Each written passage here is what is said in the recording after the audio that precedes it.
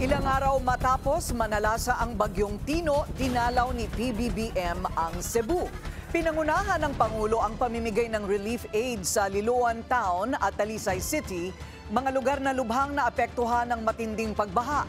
139 ang naiulat na namatay sa Cebu dahil sa hagupit ni Tino, habang 79 ang nawawala pa.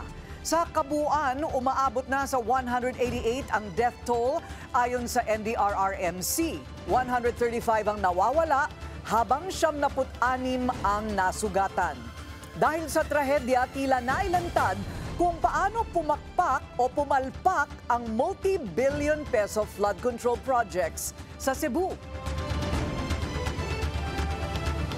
Poorly planned, poorly executed, and we don't know kung may kalokohan din dito. So that will be up to the ICI investigators to find out.